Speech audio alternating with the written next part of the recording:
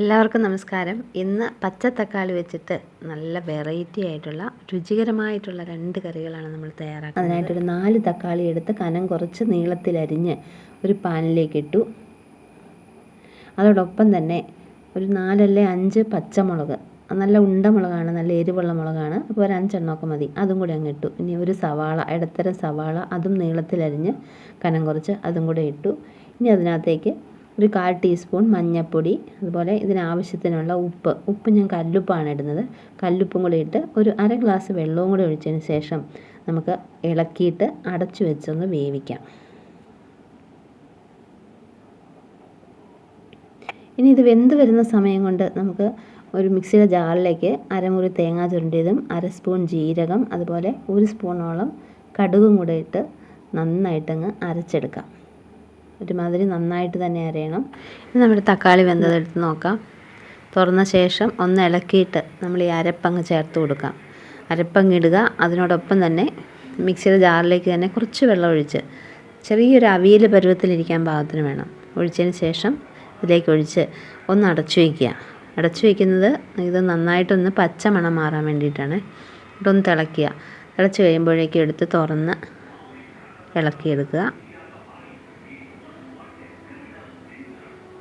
ഇളക്കി നന്നായിട്ടൊന്ന് തിളപ്പിക്കുക. ഇനി അതിനകത്തേക്ക് ആവശ്യത്തിന് ഉപ്പ് പോരെങ്കിൽ കുറച്ച് ഉപ്പ് കൂടെ ചേർത്ത് കൊടുക്കാം. അതുപോലെ കുറച്ച് കറിവേപ്പിലയും കൂടെ ഇട്ട് കൊടുക്കാം. ലാസ്റ്റ് കറിവേപ്പില ഇടുന്നത് ഒത്തിരി നല്ലതാണ്.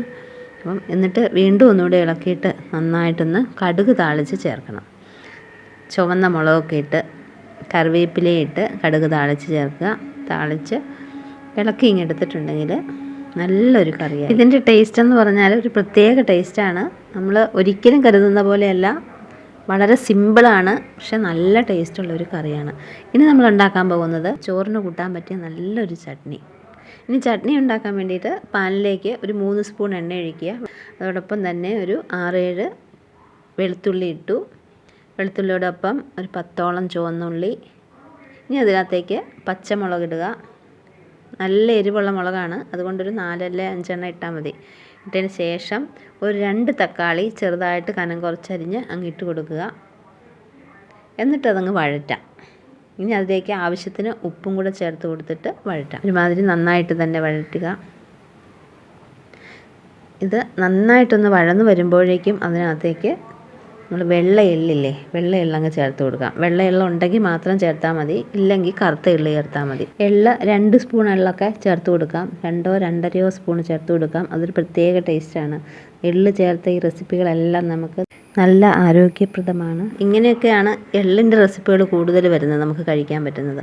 ഇനി ഒന്നുകൂടി നന്നായിട്ടൊന്ന് വഴറ്റിയ ശേഷം അതിനകത്തേക്ക് കറിവേപ്പില ഉണ്ടെങ്കിൽ കറിവേപ്പില ഇട്ട് കൊടുക്കാം. ഇനി മല്ലിയില ഉണ്ടെങ്കിൽ അതും ചേർത്ത് കൊടുക്കാം. അതും കൂടെ ചേർത്ത് ഒന്നുകൂടെ ഒന്ന് വഴറ്റി നമുക്കിത് മിക്സിയുടെ ജാറിലേക്ക് ഇട്ടിട്ട് ഒന്ന് അടിച്ചെടുക്കാം.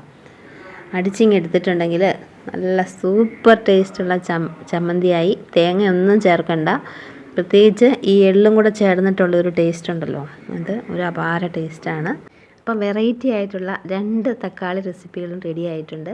രണ്ടും നല്ല സൂപ്പർ ടേസ്റ്റാണ്. അപ്പം ഇഷ്ടപ്പെട്ടാൽ ലൈക്ക് ചെയ്യാനും ചാനൽ സബ്സ്ക്രൈബ് ചെയ്യാനും മറക്കല്ലേ.